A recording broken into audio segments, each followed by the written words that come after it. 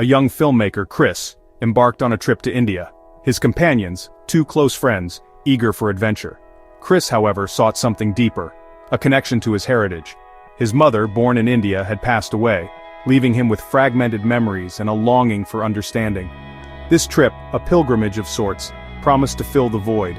Little did he know, he was stepping into a labyrinth of unsettling mystery. The friends landed in Mumbai, a city pulsing with life. The sights, sounds and smells, an intoxicating blend of chaos and charm. Chris felt a sense of familiarity, a resonance with his mother's stories. Excitement bubbled within him. He was finally here, on the brink of uncovering his past. He believed he was prepared. He wasn't. They journeyed to a quaint village nestled amidst verdant hills. Chris's ancestral home awaited, a place he had only heard about in family stories. A sense of anticipation hung heavy in the air, mingling with the scent of blooming flowers and the distant sound of village life. As they approached the house, a wave of recognition washed over Chris. It was as if the house itself was calling out to him, whispering forgotten secrets. He had seen this house before, in faded photographs clutched in his mother's hand, each picture telling a story of a time long past. The warmth of homecoming embraced him, wrapping him in a comforting blanket of familiarity and nostalgia. Family members greeted them with open arms and kind smiles. Hugs were exchanged, introductions made, yet something felt amiss. Conversations took strange turns as if they were speaking in riddles. Relatives shared anecdotes, vivid and detailed, about Chris's childhood visits.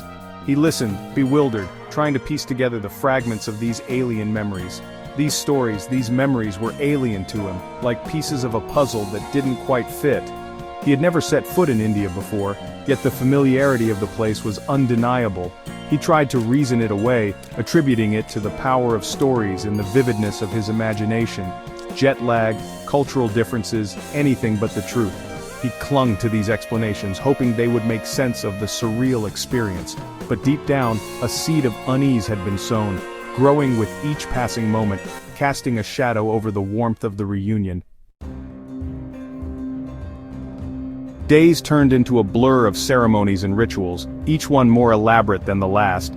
Chris found himself increasingly drawn into the family fold, yet increasingly disturbed by the undercurrents he couldn't quite grasp. Each interaction seemed coated in a layer of the uncanny, as if everyone was in on a secret he wasn't privy to. The way his relatives looked at him, their eyes holding a flicker of something unreadable, made him feel like an outsider in his own family. The stories they told, so real, so convincing, yet so utterly impossible, left him questioning his own memories. One evening, amidst the celebratory chaos, Chris found himself alone with his uncle, seeking answers.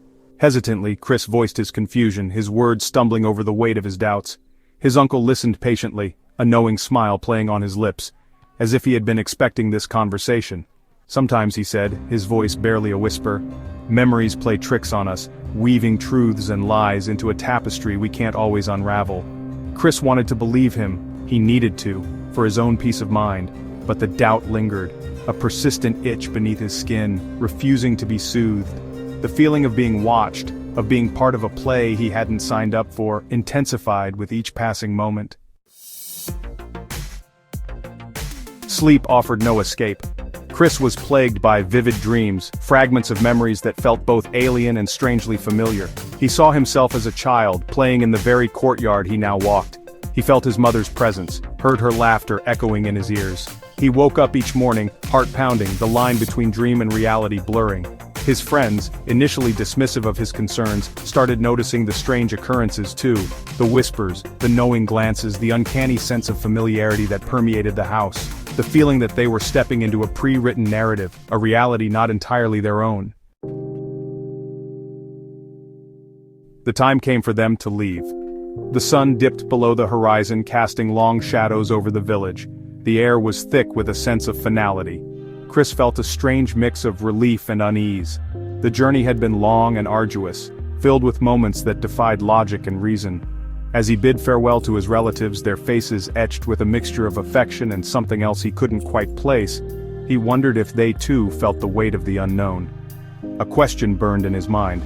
What had he experienced? A collective delusion, a cultural misunderstanding, or perhaps something far more profound, or something far stranger, something that defied explanation?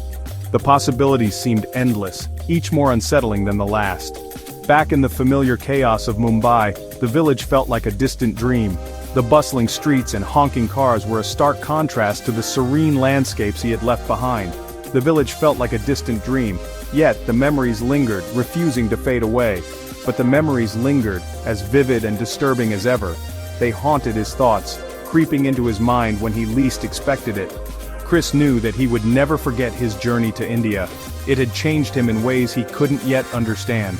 He had gone in search of his past, hoping to uncover family secrets and hidden histories, but he had found something far more unsettling, a reality that seemed to shift and change with every passing moment, a glitch in the fabric of reality, a tear in the very essence of what he thought he knew, a truth he might never fully grasp. It was as if the universe had revealed a small part of its grand design, only to snatch it away again. And within that truth, he knew, lay a terror he could barely comprehend, a terror that would stay with him, lurking in the shadows of his mind.